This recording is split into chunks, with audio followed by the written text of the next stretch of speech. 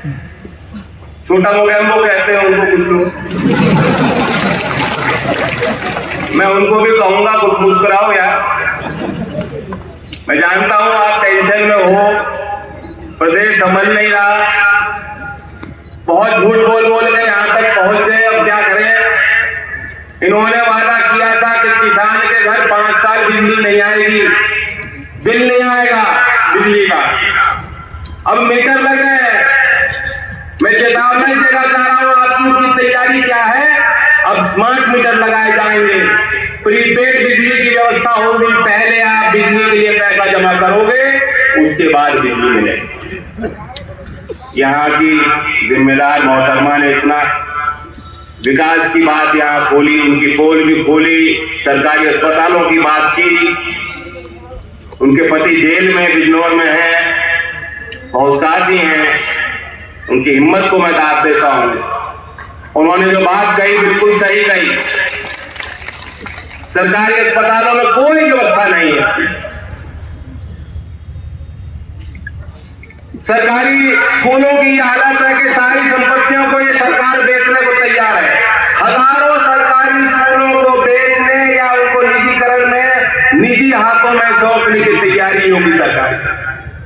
तो ये लड़ाई रामपुर की तो है, लेकिन ये बड़ी लड़ाई भी सैद्धांतिक वैचारिक लड़ाई। मैं आपको ये वादा करने आया हूं और कोई लंबी चौड़ी बात नहीं कहूंगा। बहुत बुद्धिजीवी लोग हैं जो यहाँ आए हैं, सब कुछ सहन करके यहाँ जुटे हैं। मैं आभार व्यक्त करता हूँ। मैं ये वादा आपको करता हूँ, 7 तारीख से संसद का सत्र चालू है। अगर यहाँ कोई गड़बड़ी हुई, वैसे प्रधानमंत्री जी सदन में आते नहीं है, आप तो अनुभवी हैं, देखते हैं सब लोग। जब पहली बार घुस रहे थे उस इमारत में, पवित्र इमारत में, तो बिल्कुल लेट थे। उन्होंने धरती चूम कर ये वादा किया था कि इस मंदिर का मैं ख्याल रखूंगा, इज्जत करूंगा, लेकिन वो अक्सर आते नहीं है। लेकिन मेरा हक बनता है आपके आशीर्वाद से उस सदन में राज्यसभा के सांसद के तौर पर मुझे एक अवसर मिला और मेरी जिम्मेदारी बनती है। आप मेरा खून हो, मेरा परिवार हो।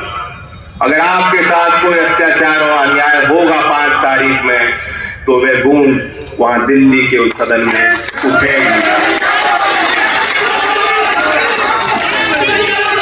हमें अपने देश के संविधान में विश्वास रखना होगा। मैं आपको उदाहरण देता हूं कि देश स्वविधिक नियम कायदे कानून से चलता है।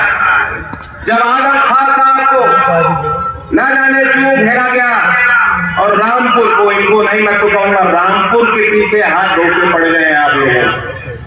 योगी जी इनके तो नाम पे ही राम है, ये क्यों नहीं सोच रहे रामपुर के तो नाम पे राम है।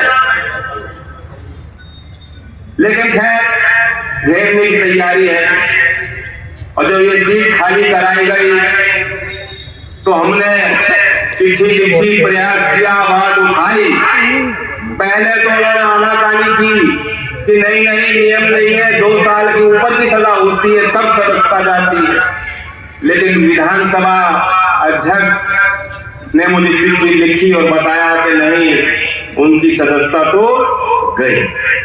और इसलिए खतौली में, जहां मैनपुरी और रामपुर में चुनाव हो रहा है, साथ साथ खतौली में भी चुनाव इन्हें घोषित करना पड़ा। तो इसलिए ये देश का संविधान है, बाबा साहब अम्बेडकर जी ने जिसको रचाया।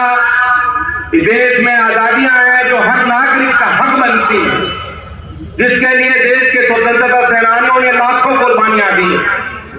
हम उन्हें भुला नहीं सकते। मैं मन से कहना चाहता हूं कि आप जिंदा कौम के लोग हैं, जो रामपुर की पहचान रही है, जो रामपुर की पहचान रही है। छबरौली का नाम आप जानते होंगे। जिस तरह से छबरौली कवि चौधरी चरण सिंह, फिर चौधरी अजीत सिंह और हमेशा लोकदल से जुड़ी हुई है, उसी तरह रामपुर की पहचान आजम खान से जुड़ी हुई है।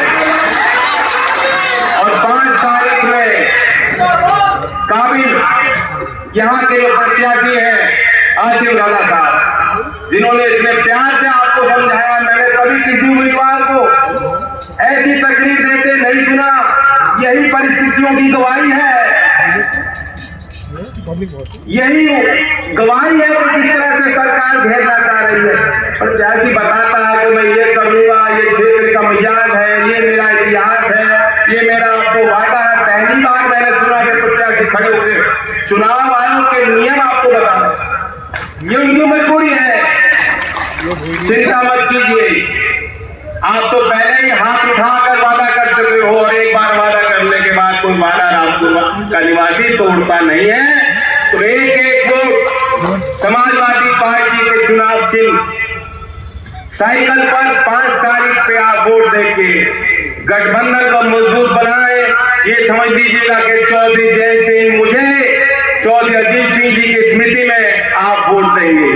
धन्यवाद। जय हिंद, जय भारत।